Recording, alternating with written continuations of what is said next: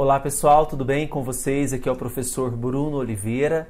Iniciamos neste momento a nossa aula de número 32 sobre o sistema Candex. Essa é a parte 2, porque na parte número 1 nós abordávamos sobre o processo de registro de convenção partidária. Neste momento nós vamos perceber como é feito o registro da candidatura.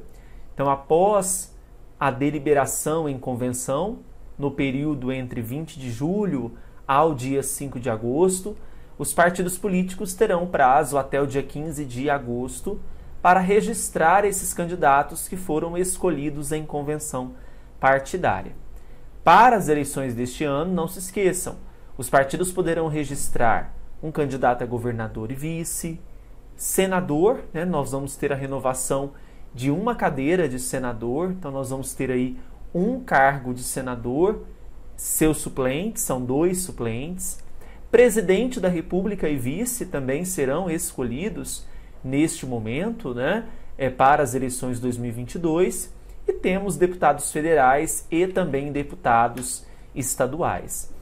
E importante mencionarmos aqui, pessoal, que a própria resolução que trata sobre este assunto, que é a resolução 23.609 de 2019, tem um artigo que vai tratar para nós dessa quantidade de candidatos. E sobre a quantidade de possíveis candidatos para deputados federais, deputados estaduais e distritais, o artigo 17 da resolução 23.609 prevê para nós que cada partido ou federação de partidos poderá registrar candidatas e candidatos para a Câmara dos Deputados, a Câmara Legislativa, as Assembleias Legislativas e as câmaras municipais, no total de até 100% do número de lugares a preencher, número de cadeiras disponibilizadas para aquela circunscrição em específico. Mas sempre eu levo em consideração até 100% do número de lugares a preencher, mais um. Portanto, se eram 9 cadeiras, eu posso registrar 9 candidatos mais um, ou seja, 10 candidatos. É isso que está dizendo o artigo 17, ok? Importante que vocês façam a leitura desse artigo 17, da própria resolução 23.609 de 2019. Ela vai apontar para nós vai resolver várias dúvidas que vocês terão ao longo da campanha e também até mesmo ao longo do preenchimento do Candex para registro de candidatura, ok? Nós vamos aqui direto para o aplicativo, vamos ser mais objetivos aqui nesta aula. Vocês podem perceber, pessoal, que aqui nós temos a capa do nosso sistema, a capa do nosso aplicativo Candex, e nós já passamos por esse aplicativo, então não há aqui qualquer novidade no sentido de que não é uma surpresa para vocês, Nós estamos diante aqui de uma chave de treinamento, tá bom?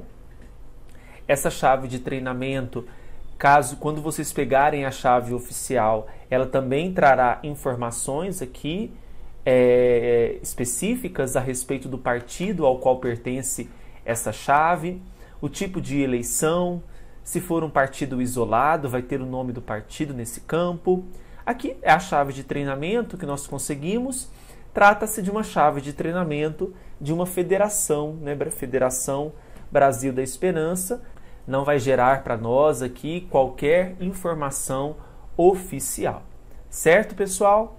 Então, para que nós possamos iniciar, nesse lado esquerdo nós temos o início, que é justamente esta capa que foi aqui colocada para vocês. Aqui a ata de convenção.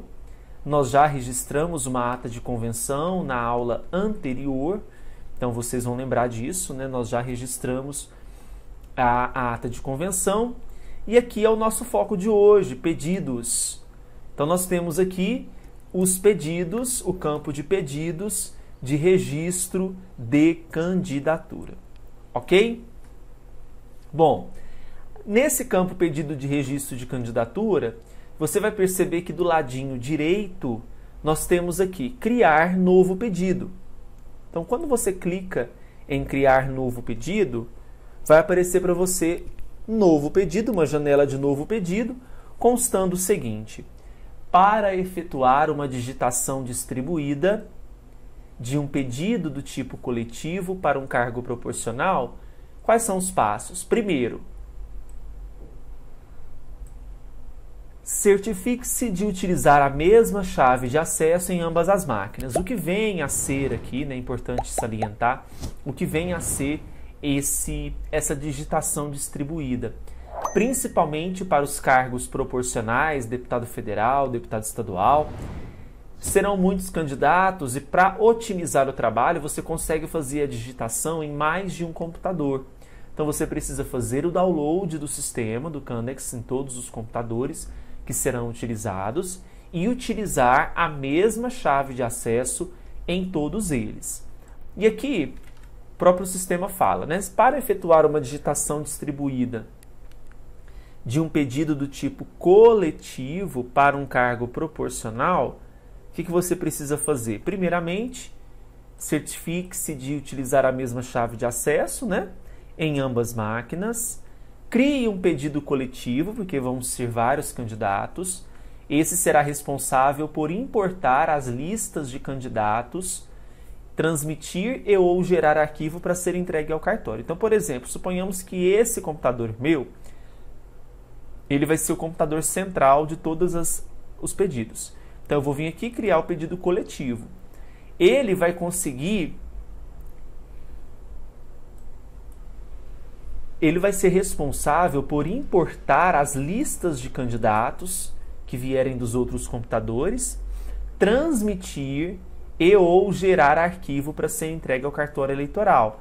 Então, esse computador central, o próprio nome diz, ele vai centralizar todas as informações, inclusive dos outros computadores do seu lado aí, que você vai salvar, né, aquele arquivo que vai ser gerado no final desses outros computadores e importar para esse computador aqui central. Ok? Crie pedidos do tipo digitação distribuída para efetuar a digitação de um pedido em mais de um computador. Apenas esse tipo de pedido permite a exportação da lista de candidatos. Então, nos outros computadores, você não vai criar pedido coletivo. Você vai criar digitação distribuída. Porque aí, ao final, vai ser permitido você exportar as listas de candidatos que foram registrados para o computador central. Tá certo? Então, aqui você cria tipo coletivo. Então, aqui nós vamos fazer sem essa questão da digitação distribuída, certo? Então, pedido aqui do tipo coletivo, cargo. Eu quero fazer um exemplo para vocês nesta aula, registrando cargo de governador e vice-governador. Depois a gente volta e faz o registro para deputado federal. Então, nós vamos fazer um exemplo para majoritário e um exemplo para proporcional, tá certo? Vamos começar pelo proporcional. Lembrando, pessoal, aqui cumpre ressaltar que nós não temos coligações partidárias para as eleições proporcionais. Então, não vai ser permitido, aqui vocês vão ver mais à frente, a formação de coligação para registrar esse pedido de deputado federal. Então, vamos começar com o deputado, depois a gente cria um novo pedido para o majoritário, tá bom? No caso, do governador da República. Então, vamos aqui observar. Olha só. Feito isso, colocou o cargo, você vai fazer um por vez, você clica em iniciar. Iniciou. Da mesma forma que tinha lá na convenção partidária, nós temos aqui todos os caminhos a serem seguidos, né? Dados do pedido, partido, federação, candidato, resumo. Então, você começa com dados do pedido. Você vai colocar tipo de agremiação.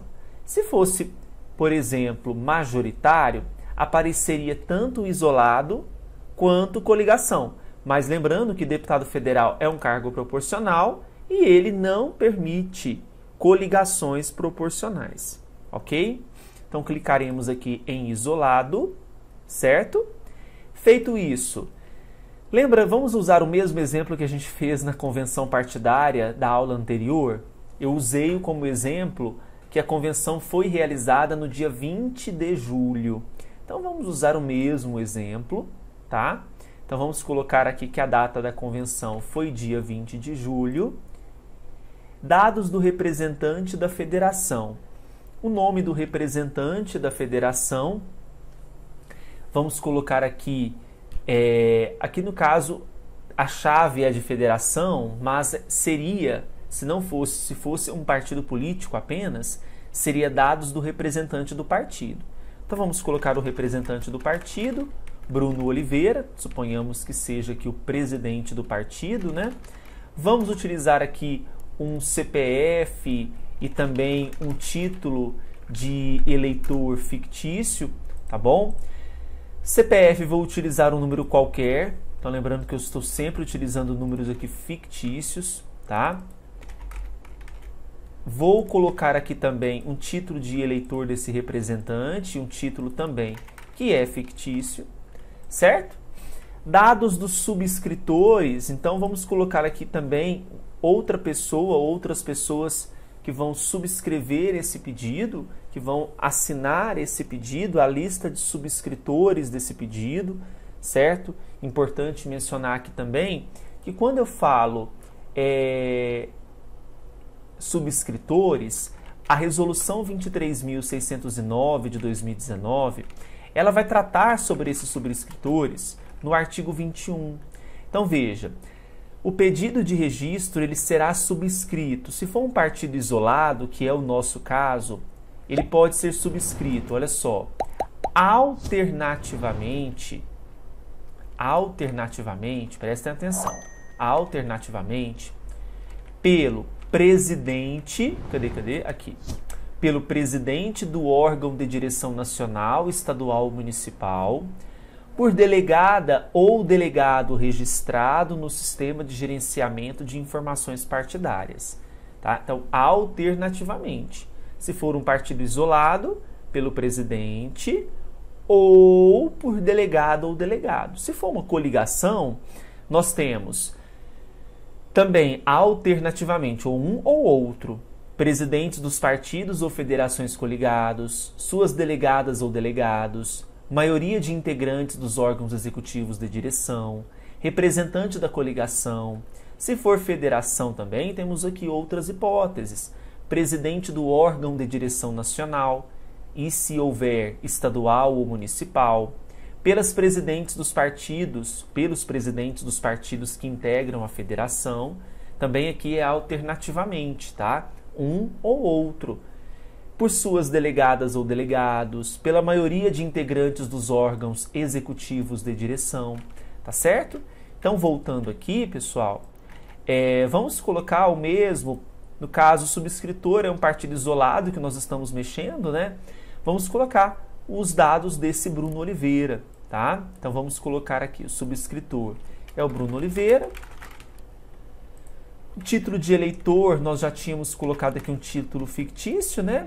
Ele é o presidente do partido, veja que te dá a opção de colocar delegado, presidente ou representante da federação. O CPF fictício, aqui também vamos colocar. Adicionar, né? Colocamos aqui os dados do presidente do partido, porque nós estamos falando de um partido isolado, certinho?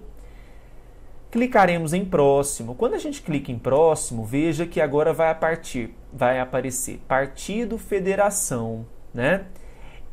Lista de delegados. O credenciamento de delegados de partidos, federações é realizado nos termos do artigo 11 da Lei 9.096 de 95, da resolução do TSE 23.571 de 2018 e do artigo 8º da resolução do TSE 23.670 de 2021. Então, se a gente for lá para a Lei dos Partidos Políticos, a Lei dos Partidos Políticos traz para nós, nesse artigo, está mencionando aqui, por exemplo, o artigo 11, dizendo que o partido com registro no TSE pode credenciar, respectivamente, delegados perante o juiz eleitoral, delegados perante o TRE, delegados perante o TSE.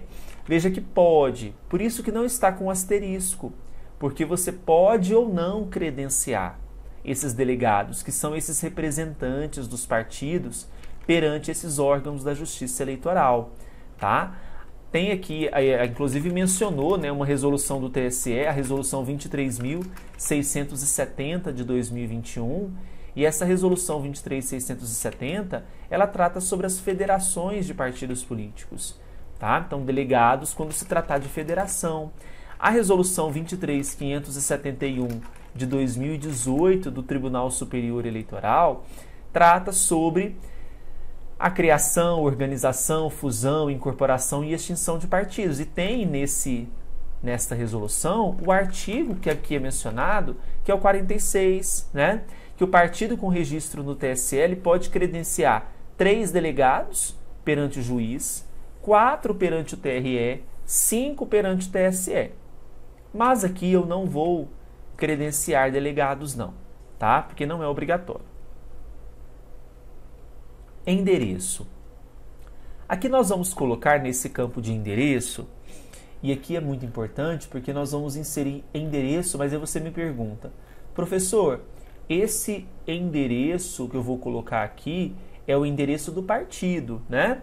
Então, o endereço informado no DRAP é aquele, pessoal, no qual o partido ou coligação vai receber comunicação específica da Justiça Eleitoral sobre registro de candidatos, tá? Então, quando eu clico em endereço, vamos colocar aqui um endereço qualquer, eu tenho 2 tipos, o de notificação, né, para o partido receber citações,